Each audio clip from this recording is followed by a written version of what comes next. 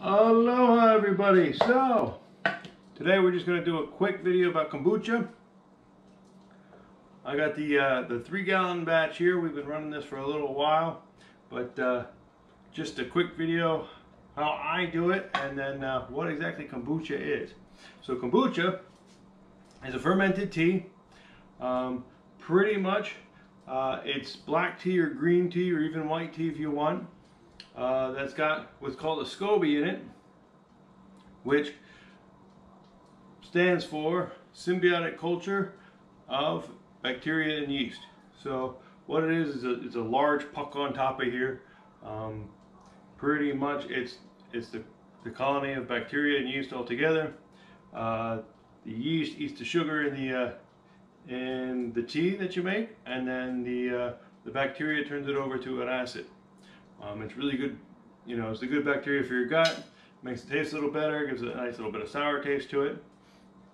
And it all depends on, how much sugar you got in there, the quality of your tea and all that is how it's going to come out. And once it comes out, I take that, and then it can be like a still kombucha just by itself, or I add some goodies to it as well. And then we put it in our bottles, and we let it ferment for about 4 days. And then stick it in the fridge for a couple of days, and then it carbonates. So I add some extra stuff into it, make it a little bit better for you as well, and then a little bit of sweetness to it as well, and then it becomes fizzy, and we're able to drink it just about 4 days. So this usually ferments in about a week. So we usually get about 3 gallons a week.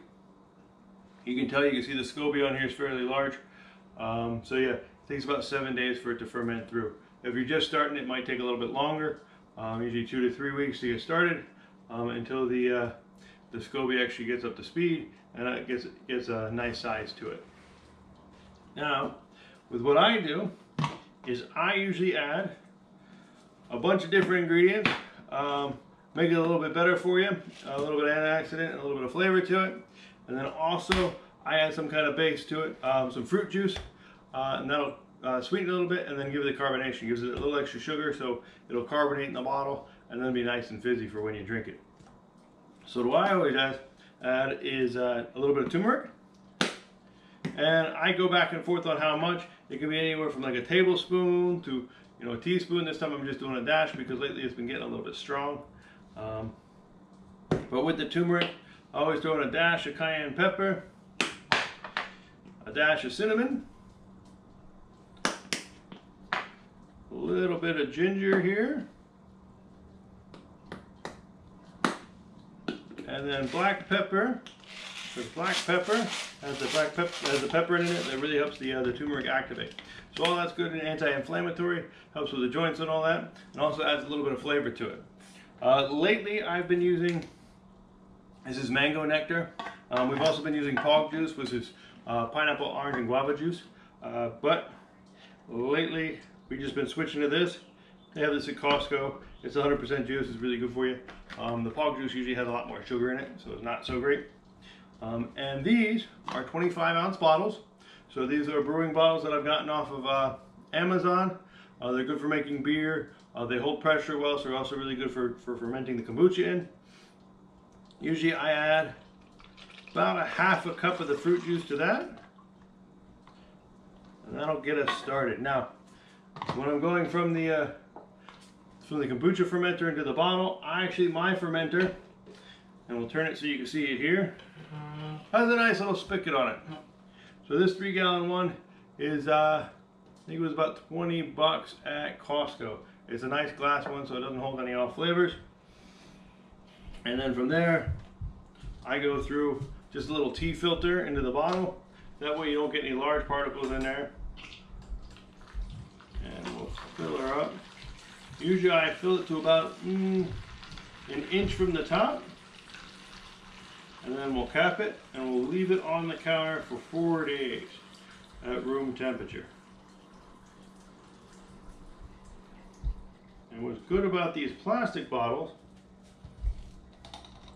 is every couple days you can just, or actually even the next day, put the cap on, give it a little squeeze. If it's pressurized, you'll feel that it's pressurized inside. That means it's carbonating. If it's not, do a little twist, make sure you're on there good and tight, And then I shake it up, make sure all my ingredients are in there together. Now, once I've drained out the kombucha from my last batch, to add into the next one, depending on how much I take it out, usually I take out about 2 gallons at a time. I'll make a new batch of tea. So pretty much you just follow the instructions on the tea. Usually I do a mixture half and half black tea and green tea. That adds a little bit of caffeine to it as well, but it's really good for the mother. And you get the best of both worlds with the black and the green tea in there.